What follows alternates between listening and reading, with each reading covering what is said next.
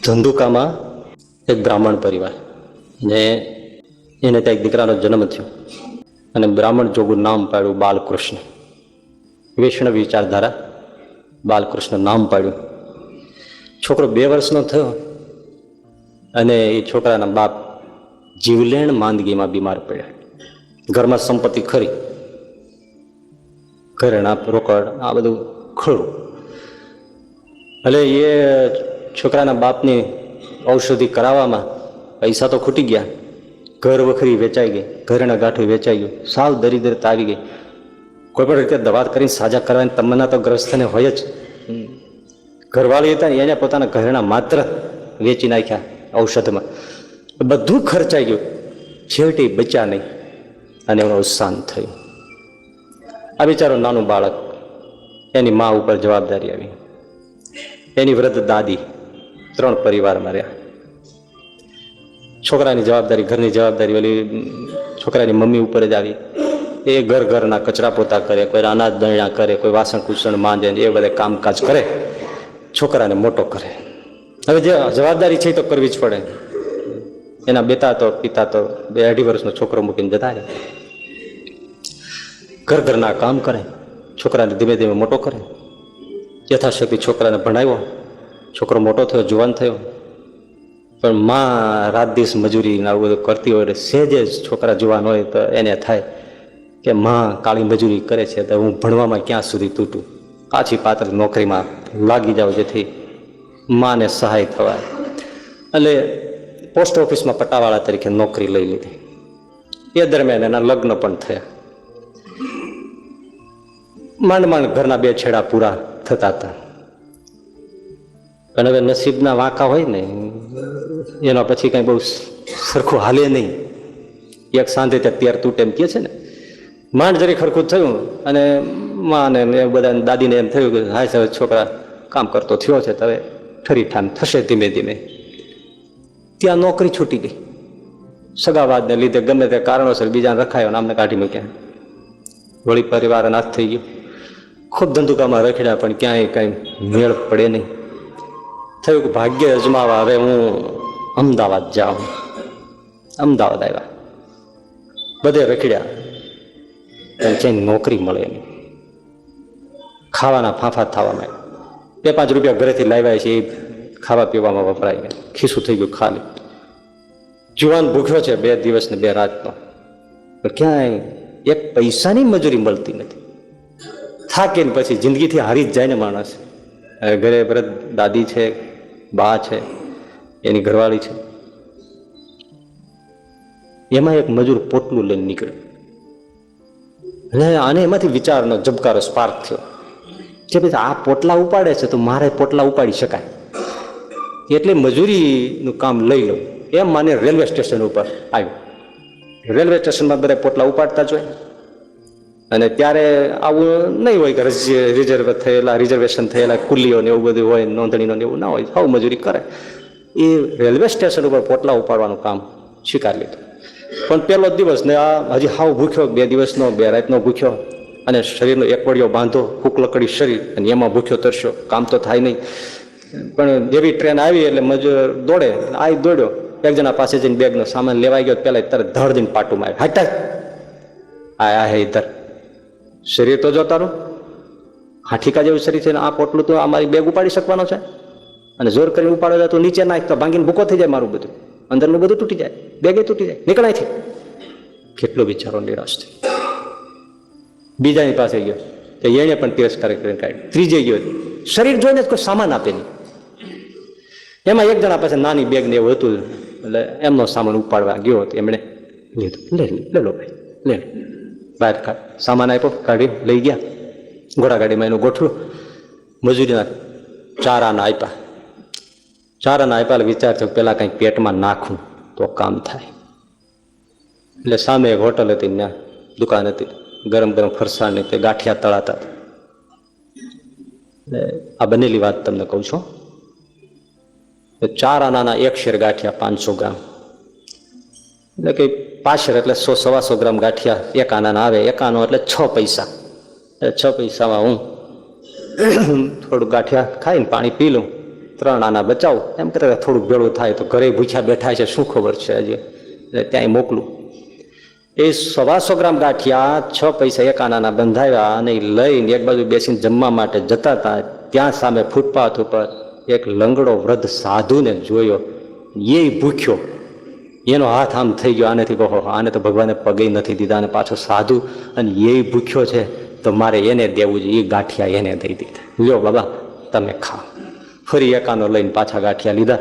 એક બાજુ બેસીને જીમા પાણી પીધું, થોડી વાર આરામ કર્યો. પછી તો નિત્યનો ક્રમ, રેલવે સ્ટેશનમાં ઉપાડવા દે, એના પોટલા ઉપાડે, મજૂરી આવે, ભેળી કરે, ઘરે મોકલે અને એમ કરીને એનું ઘર ગુજરાન ચલાવે. એમ કરતા કરતા દિવસો પસાર થાય છે. એને ત્યાં એક દીકરીનો જન્મ પણ ધંધુકા થયો.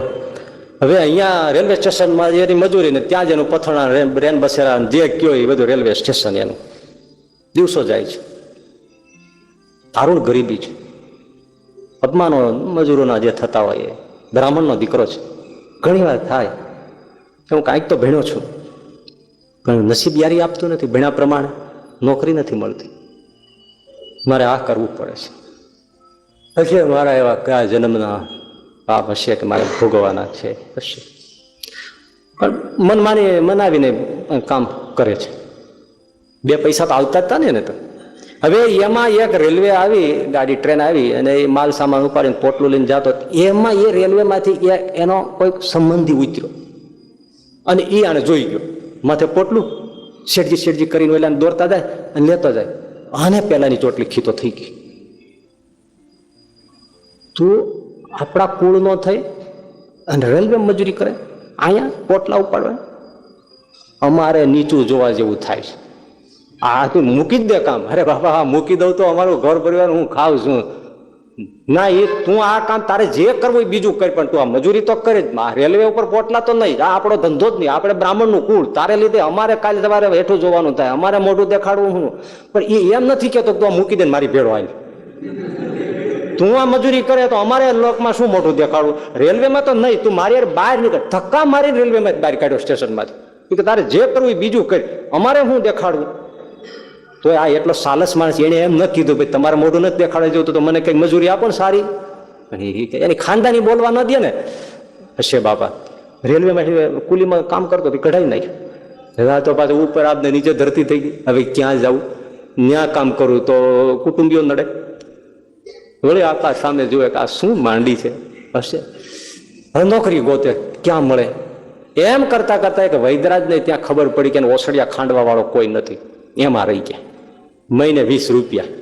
સારું હાલો, એટલામાં ઘર ગુજારો તો બધું નીકળશે. આખો દિવસ મોટા મોટા ખાંડણિયામાં મોટા મોટા સાંભેલા લઈને એ ઔષધો કૂટે ને ખાંડે ને આ બધું કરી આપે. 1 મહિનો પૂરો થયો એટલે વૈદને કીધું વૈદજી મહિનો પૂરો થઈ ગયો, પગાર આપો. ઘરે મારી ઘરવાળી, મારી વૃદ્ધ દાદી, મારા બા બધા બેઠા છે, એક દીકરી છે, એ બધાને લાલન પોષણ કરવા માટે બ્રાહ્મણનો દીકરો છું, મોકલવું પડશે, મને કાંઈક આપી દો. અત્યારે સગવડ નથી, સગવડ થાય તે આપશું. આને તો માથે વીજળી પડે એવું થઈ ગયું. એ 2 દડા લઈ ગયા. કીધું શેઠજી પણ ઘરે પરિવાર ભૂખ્યો બેઠો હોય છે. હા તે હું અહીંયા ખાણું નાખી છે રૂપિયાની? અરે બાપા હું તમારે મજૂરી ના માગું. હા તે મજૂરી ના થાય તઈ દઈએ, અમારી ગરજે નથી આવ્યા, તમારી ગરજે આવ્યા છો. શું બોલે? એટલે બહુ સારો સંસ્કારી માણસ હશે, એની પેટીમાં કોઈ ગુમાસ્તો કોઈ છે. એમણે કીધું કે શેઠજી વૈદરાજજી બિચારાને એને મજૂરી ના માગે છે, આપી દો ને. થાય તો દઈએ. એને ગરજે આવ્યો છે, ન રહેવો હોય તો હાલી નીકળે. બીજી ઘણી જગ્યાએ નોકરીઓ મળે છે, જાય એમ જ્યાં જવું હોય ત્યાં. ઓલો કઈ હાલી નીકળશે, પણ એનું થયું એટલું આપી દો, હાલી નીકળશે. એમાં ક્યાં એ કહે છે? હા થયું હોય તો સગવડતા હોય તો દઈ. હા મારી પાસે અત્યારે કાંઈ નથી. એને જોતો તો 20 રૂપિયાના ઓહડિયા લઈ જાય. તો ઓહડિયાને શું કરવા? હિંગા સ્ટોક ને લવણ ભાસ્કર ખાધા વગર શું કરવા? જીમા ઉપર લેવાય. એક દરબાર હાથમાં 3 ગોળી લઈને આખી બજારમાં આટા મારે. કોઈ કીધું શું તમે આટા મારો છો? તો કે વૈદ્ય કીધું છે કે જમ્યા પછી લેવાની. તે લઈ લો ને, જમવાનો મેળ પડે તો લઉં ને. હવે આ ઓસડિયા લઈ જાય, લો પાચક ફાકીને આમ પાચન વટીને ત્રિભુવન કીર્તિરસ ને. પણ શું કરવા? આ ખાધા પછી લેવાય? ઓહડિયા જોતા જ 20 રૂપિયા લઈ જાય, બાકી કાંઈ નહીં. પહેરેલે કપડે કાઢી દે. નિરાશ થઈને જુવાન પાછો રોડ ઉપર આવી ગયો. અરે રે 1 મહિનો મજૂરી કરી, હકનું કોઈ આપતું નથી. હું ક્યાં જન્મના ભોગવું છું. વળી કામ ગોતવા માંડ્યું. એમાં લોકશક્તિ કરીને એક પ્રેસ હતો. એ પ્રેસમાં નોકરી મળી, મહિને 28 રૂપિયા. સારું, હાલો ભગવાને મોડું તો અહીંયા આપ્યું તો ખરું. એમાં કામે લાગ્યા. જીવનો ખાનદાન એટલે મજૂરી કરે એટલે વેતન કરતા 3 ગણું કામ કરે, ઘરનું માનીને કામ કરે. બધા પાછો હા સારા હોય તો કદર કરે, બાકી તો શોષણ કરે લોકો. બધા એવા છે. એ તો તમે જાણો છો ને, સંબંધીઓમાં એવું હોય છે કે કામ કરે હારા હારા હરિભગત કહેવાતા હોય, પછી કોઈ પણ સંપ્રદાયના હરિભક્તો કહેવાતા હોય. એ બિચારા એવા ગરીબ હોય, અણસમજુ હોય, એનો ગેરલાભ જ ઉઠાવે. લાખો કમાતા હોય પણ એને 5 રૂપિયા આમ સરખી રીતે આપી શકે એવા ઘણા નથી હોતા. તો મક્ખી ચૂસ આપણને એમ થાય કે ભગવાન આને શું કામ મૂડી દેતા છે, આને રોડ ઉપર નાખવા જોઈએ. પણ એને આરે કામ કરતા હોય બિચારા, 2 વખાના માર્યા કામ કરતા હોય, એનું શોષણ જ કરે. અને ઓલાને બિચારાને ક્યાંય પેટ પડ્યું છે, કાંઈક તો કરવું પડે. અપમાનો કરે, ઓછું આપે, આપવું હોય તો આપે, ન આપે, અને 3 ગણું કામ કરાવે. હા, હું તો એટલી હાથ જોડીને વિનંતી કરું કે ઇન્સાનની કદર કરજો, ઇન્સાનની કદર કરજો જેની પાસે. એટલે શ્રીજી મહારાજ કેવો ભગવાન દયાળુ છે, શિક્ષાપત્રીમાં લખ્યું જેની જેટલી મજૂરી ઠેરાવી હોય એટલી અવશ્ય આપી જ દેવી. આવો ભગવાન ક્યાંથી, એટલું આપી જ દેવાનું, એમાં વધતું ઓછું નહીં કરવાનું. બોલો, આ નોંધ કોને હુજે કે જેટલું ઠરાવ્યું હોય જેનું મૂલ્ય એનું એટલે આપી જ દેવાનું. હા તો ઠરાવ્યું હોય અને છેલ્લે એમાં કાપે, હવે કાંઈક ઓછું કરે. કામ કરાવી લીધું પછી તો પેલા કેવું હતું ને, સત્સંગી આ ન કરાય. ખાનદાની હોય ને ભગવાને આપ્યું હોય ને તો 5 વધારે દેજો. દુનિયા રાજી થાય કે ન થાય, દેશો તો રાજી, લેનારો તો રાજી થશે, પણ ઉપરવાળો ઠાકોર બહુ રાજી થશે. અને આખરે તો એ જ જોઈએ છે ને ભાઈ, લઈને રાજી ન થતા દઈને રાજી થાજો. આ સૂત્ર રાખજો, લઈને નહીં દઈને રાજી થાય. પણ એ પૈસો એવો છે ને એ નથી છૂટતો. જેમ જેમ આવે ને મુઠ્ઠી ટાઈટ થતી જાય. અને તમે કોઈ વસ્તુ હાથ ન જાઓ, તમે ટાઈટ કરી રાખો, અમને ટાઈટ કર્યા જાઓ, કર્યા રાખો, પછી શું થાય? આ બધા હાંધા દુખે ને. પછી આ પૈસા વાળા એટલે હેરાન થાય છે. હા, કસકસાવીને પછી મને આ દુખે છે, મને આ દુખે છે, મને આ થાય, તે થાય, થાય જ ને, પકડ્યું જ છે એ રીતે. શું થાય? લોકશક્તિ પ્રેસમાં રહ્યા, કામ કરે દિલ દઈને, 28 રૂપિયા મહિને પગાર, વ્યવસ્થિત રીતે કામ ચાલે છે. નિરાજ છે કે ચાલો ઘરનું બધું ધીમે ધીમે ઠરી ઠામ થઈને ચાલશે. એમાં એ વખતે આઝાદીની લડતનું ચાલે. ત્યાં લોકશક્તિના પ્રેસના જે માલિક હતો એને અંગ્રેજ વિરુદ્ધ એક પત્રિકા છાપી અને અંગ્રેજોની દરેડ પડી. પ્રેસને માર્યું તાળું, પ્રેસ પીડ્યો બંધ, યુવાન આવી ગયો રોડ ઉપર. કે હું જ્યાં જાઉં ત્યાં મારા કર્મના વાંકા તે વાળંદની કોથળીમાંથી કઈડ્યા. વાળંદની કોથળીમાં શું લેવા બેઠો હોય, ન્યા વીછી હાફ બેઠો. બોલો, વાળંદની કોથળીમાં શું હોય? ન્યા હાથ નાખ્યો, ત્યાંથી ટચ કર્યો. કર્મના વાંકા તે કોથળીમાંથી કઈડ્યા, એટલે એ કહેવત પડે. તે લોકશક્તિ પ્રેસ જ બંધ પીડ્યો. આ રોડ ઉપર પાછા આવી ગયા. હવે વિચાર કરે કે હવે ક્યાં જાવ, ઘરે મોઢું દેખાડવા જેવું નહીં. મારી વાહ યાદ કરે રાખતી હોય, દીકરી છે ઘરવાળી યાદ કરે, મારી વૃદ્ધ દાદી છે એને એમ હોય કે હું સારું જોઈને મરું. ઓહો, મારું કોઈ નસીબ યારી આપતું નથી. શું કરું? વળી અમદાવાદમાં રખડે છે. એમાં એમજી શાહ કરીને પ્રેસનો માલિક બીજો હતો. પ્રેસનું કામ થોડું ફાવ્યું ને એટલે પ્રેસ ગોતે. એમાં એમજી શાહ કરીને માણસ ને એનો પોતાનો પ્રેસ, એનો કોન્ટેક્ટ એમણે રાખ્યો. અરે પણ એમજી શાહનો સ્વભાવ બહુ સારો, દયા. એટલે કે તારા ઘરની જેમ તમે તારે કામ કરે, પૈસાની ચિંતા નહીં કરવી, આવો ઉદાર માણસ. પણ એમજી શાહને પૈસો એ ખરો ને એટલે સિગરેટ બીડીનું ધોમ વ્યસન અને ચાય પાણી, ચા ને સિગરેટ, ચા ને બીડી, ચા ને સિગરેટ, ચા ને બીડી. અને પ્રેસનું કામ. હવે 2 મેગેઝિન કાઢે, લલિતા અને વીણા, એ 2 મેગેઝિનનું કામ ચાલે. અને આ જુવાન દિલ દિન કામ કરે, રાત દી જોવે નહીં, એક વળીઓ બાંધો. અને શેઠનો આવો સ્વભાવ અને એનો પાછો એટલો મનમાં ભાવ, અને ઘરની જેમ કામ કરે, તૂટી જાય. રાત ઉજાગરા, શેઠ તો દિલના ઉદાર, તે સિગરેટને પેકેટ આપતા જાય, ચા ને આપતે બધી વ્યવસ્થા કરતા જાય. ઊંઘ જાય, જ્યાં જયું હોય ત્યાં કાંકરિયાને પાડે, પણ ચા પીતા જાય, સિગરેટ ફૂંકતા જાય, અને આ 2 મેગેઝિનનું કામ બધું કરતા જાય. વ્યસન, ઉજાગરા, ચા અને મહેનત, એક વળીઓ બાંધો, તૂટી જાય એટલું જોવાને કામ કર્યું. હવે માંડ છતાંય તો ચાલ્યું તો જતું હતું, પણ શરીર છે, કામ હાલ્યું જતું હતું.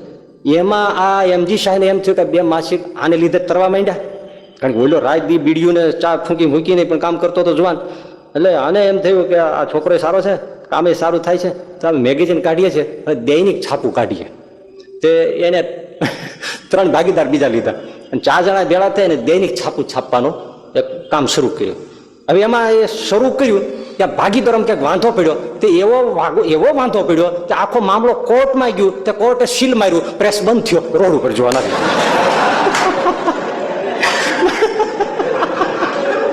એક નગદ વાત છે તમે, એટલે આમાંથી ઘણું બધું તમને જાણવા મળશે કે આ કર્મના વાંકા હોય ને શું થાય એમ. હા, બધા ધ્યાનથી સાંભળજો બાપલો, આ બધું થતું હોય ને ત્યારે આવું જ થાય. જ્યાં જાય ત્યાં બોલો, તે ઈ પ્રેસ બંધ પડ્યો. પણ ઓલા એમજી શાહનો સ્વભાવ સારો, એટલે એ ચિંતામાં માળો કરવું શું. અને આની યારે હેદભાવ મળી ગયા, એટલે આની યારે બેસે, હોટલમાં બેસે, જ્યાં બોલાવે બેસે, એ વળી ચા પાણી કરાવે, બીડી સિગરેટ આપે, એ ફૂંકે, અને શું કરવું એની વાટાઘાટો કરે. આ જુવાન પાછો આમ ડાયો ડમરો, એટલે બધી વાતચીતમાં એ બધું સલાહ સહકાર આપે. એમજી શાહને તો આત્મહત્યા કરવાનો વિચાર આવી ગયો.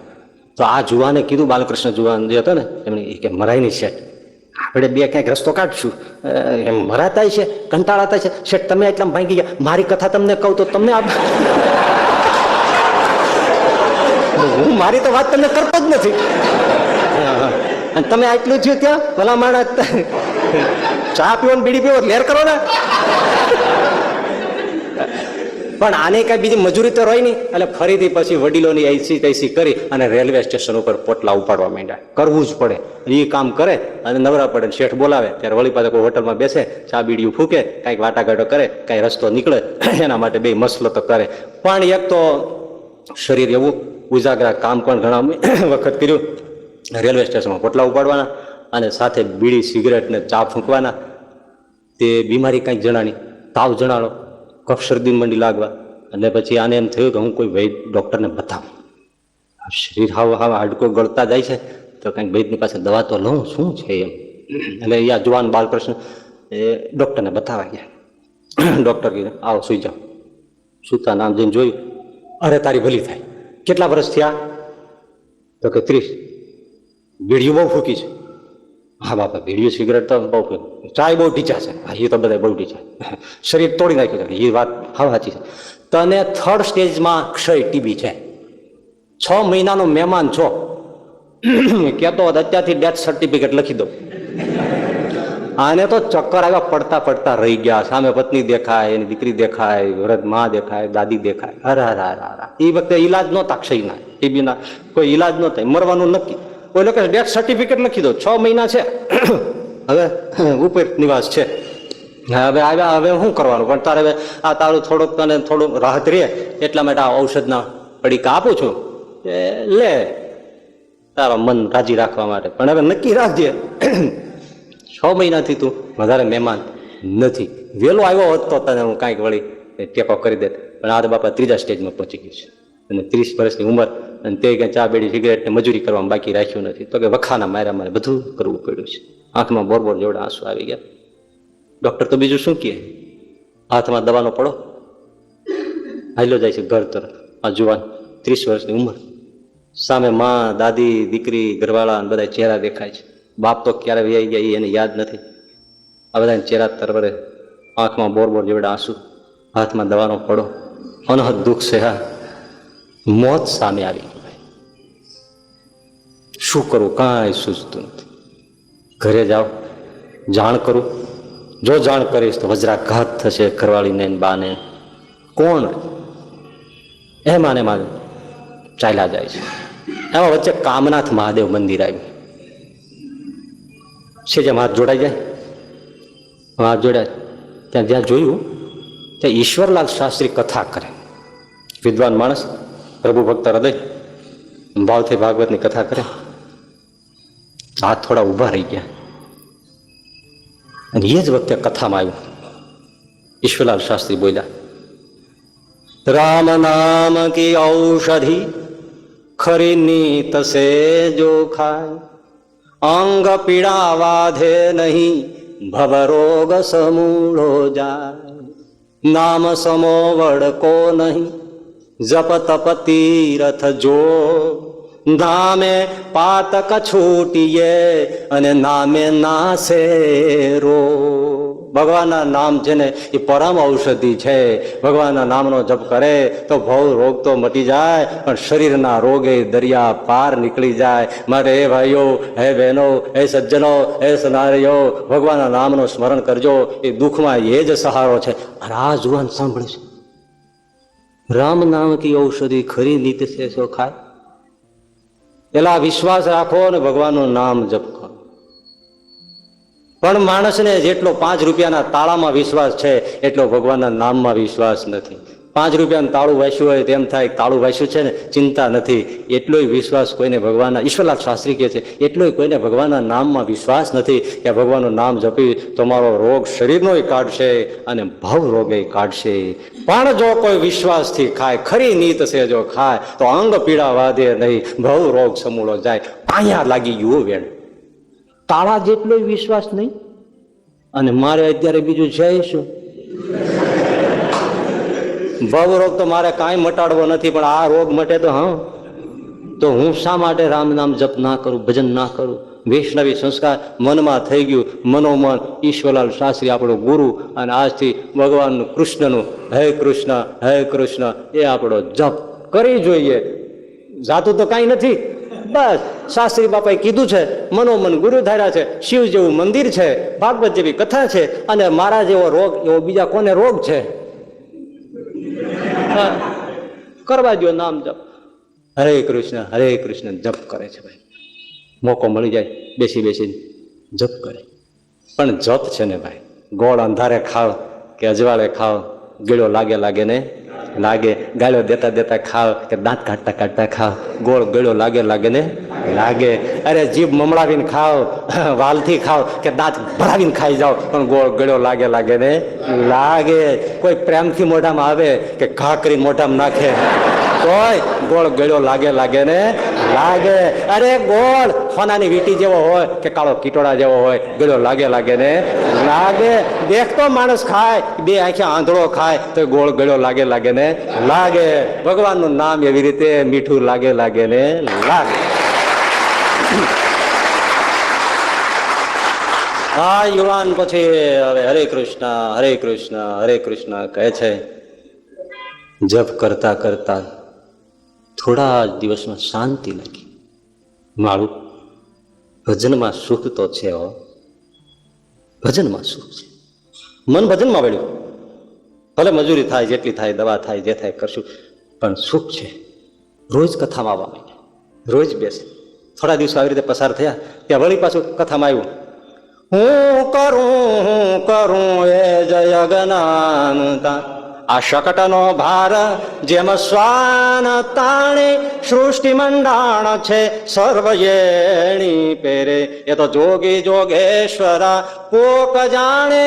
હું કરું એ જ અજ્ઞાનતા. બળદગાડાની નીચે કૂતરું હાલ્યું જતું હોય તો કૂતરાને એમ થાય કે આ બળદગાડું હું ઉપાડું છું. હકીકતમાં તો બળદ ઉપાડતા હોય. એમ શાસ્ત્રી કે છે ઈશ્વરલાલ કે આખો સંસાર જીવ પ્રાણી માત્ર નહીં, નાના કીટ ભ્રંગનું પણ હાથીને હારો, દેડકાને ગારો, આપે દ્વારકા વાળો બધું ભગવાન કરે છે. જીવ માનીને બેઠો છે કે આ બધું હું કરું છું.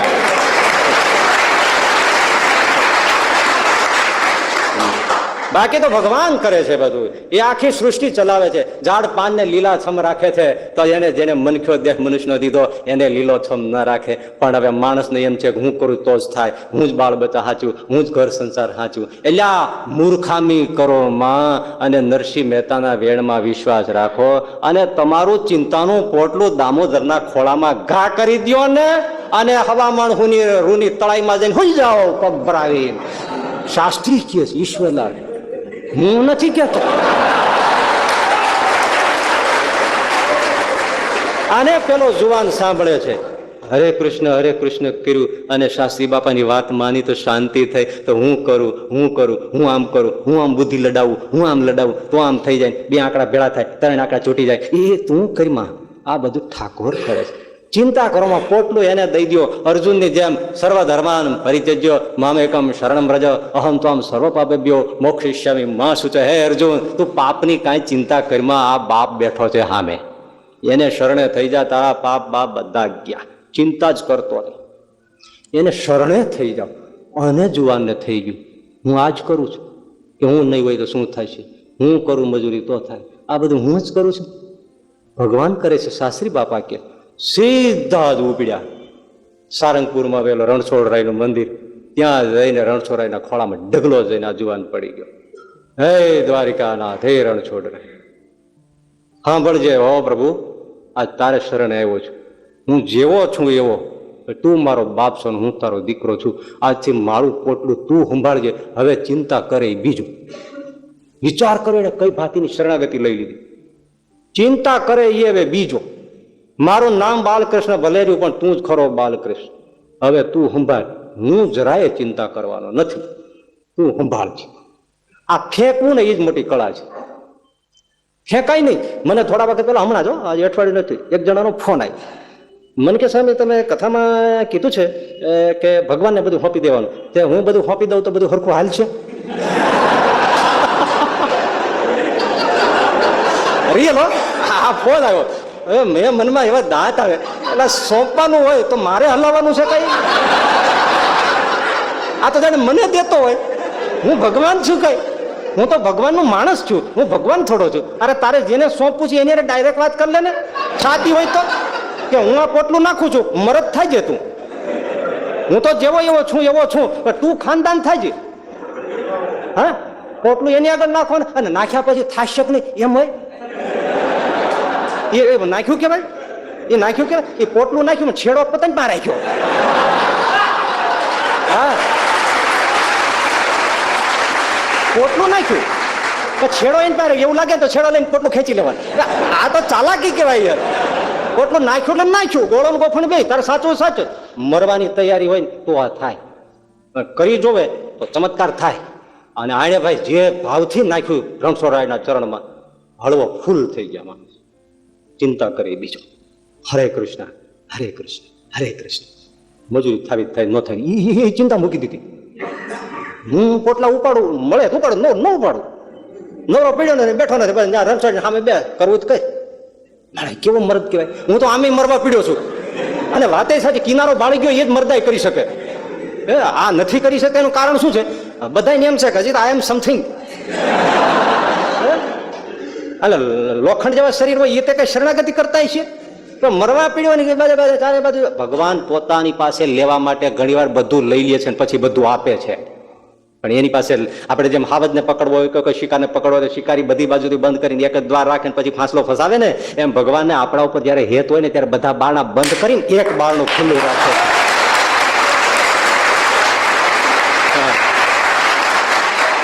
આના બધા બારણા બંધ કર્યા હતા, અને પછી દામોદર ને રણછોડરાયને શરણે આવ્યો. એ બે ત્રણ ખુલી ગયા તો ના આવત. આવ્યાને પોટલું સોંપી દીધું, બેસીને ભજન કરે. પણ ભાઈ ચમત્કાર, પોટલું ફેંક્યું. આ કોઈનો ભાર ન રાખે મુરારી, વ્યાજ સહિત આપે ગિરધર. હા, વ્યાજ સહિત આપે, ભાર જરાય ન રાખે. એક 25 પૈસા આપ્યા હોય તો એને વ્યાજ સહિત ગણી તમને આપી દે, એવો હિસાબી. ત્રીજો દિવસ થયો ત્યાં ચોખા બજારમાં તૈયબ એન્ડ કંપનીમાં સારામાં સારી નોકરી. આ જુવાન ક્યાંય ગોતવા જતો નથી, કોઈને પૂછતો નથી, પૂછે તો કાન દેતો નથી, અને સામેથી ગોતતો આવ્યો. તૈયબ એન્ડ કંપનીમાં તમારે નોકરીમાં રહેવું હોય તો હેન્ડો હાથ પકડીને લઈ ગયો. હા, એને કર્યું તો જાઓ, હું કોઈને પૂછવાનો નથી. ત્રીજે દિવસે આને થઈ ગયું કે ખરેખર મારું પોટલું ઠાકોરજીએ સંભાળી લીધું છે. નોકરી સારામાં સારી ચોખા બજારમાં તૈયબ એન્ડ કંપનીમાં મળી ગઈ. કામકાજ કરે, દિલ કરે, નવરો પડ્યો નથી. રણછોડરાયની સામે બેસી જાય કે આ આવ્યો માગણ, જો આ બેઠો સામે. તું ભૂલી ન જા કે વયો ગયો, આ બેઠો અહીંયા જ છું, ક્યાંય ગયો નથી. હા, તને એમ નજરમાં નીકળી ન જાવ એમ. બેઠા બેઠા ભજન કરે. ભાઈ ભજનનો એવો રઢ લાગ્યો, એવો રસ લાગ્યો, એવો સ્વાદ લાગ્યો. થોડા દાડા થયા ને રોગ ક્યાંય ગયો, ક્ષય 3rd સ્ટેજનો, વગર દવાઈ. હા, ક્યાંય ગયો જુવાનને ખબર ન પડે. અને લાલ રાતે રાણી જેવું શરીર થવા માંડ્યું, શરીરનું વજન વધવા માંડ્યું. આ કહેલા એ શાસ્ત્રી બાપાની સાવ સાચી વાત છો. વગર દવે, વગર ઓહળીએ, પૈસાનો ખર્ચ વગર, કાંઈ નહીં. હાવ સારું. તાવ વહી ગયો, ઉધરના ઠંકા વહી ગયા, કફ વહી ગયો, શરીર મેળ્યું લાલ, તમારે ખજૂરની પેચી જેવું થવા. નોકરી સારામાં સારી, પૈસો મીંડો આવે, તબિયત સારામાં સારી, ખવાય સારું, ભાવે સારું, મળે સારું. હા તો બહુ સારામાં સારું થઈ ગયું. વાહ. પછી આજુબાજુ કોઈ ભજન મંડળી બેસતી હોય એ રાત્રિમાં જાય, રાગ સારો, ભજન ગાય, લોકો ઝીલે, સામેથી ઓફર આવે, બાલકૃષ્ણ તું જ ગવડાય. અને બાલકૃષ્ણ જુવાન ઉભો થઈ હાથમાં કીર્તાલ રહી અને કીર્તન કરે. પણ એમ કરતા કરતા કરતા પોતામાં છુપાયેલો ભાવ એ કવિતા રૂપે વહેવા માંડ્યો. પોતે જ કીર્તનો બનાવવા માંડ્યા અને પોતાના બનાવેલા કીર્તનો પછી ગવડાવે અને એના પર થોડી વ્યાખ્યા આપે. લોકોને બહુ રસ પડે કે તમે જ કીર્તન કરાવો, તમે જ ઉભા ઉભા થઈને નાચ નચાવો અને કૃષ્ણની તમે ઉપદેશ આપો અને કીર્તનો રચો ને ગાઓ. અને ગવડાવવા માંડ્યા, લોકો ઝીલવા માંડ્યા, કથા સાંભળવા માંડ્યા. જોત જોતામાં આખા ગુજરાતમાં એ પંકાઈ ગયો અને એ બીજો કોઈ નહીં, પુનિત મહારાજ પોતે.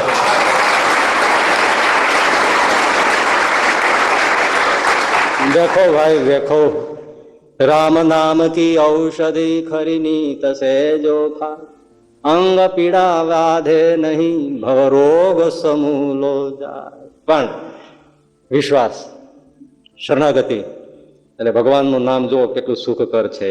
શારીરિક પીડા ટાળી નાખે છે,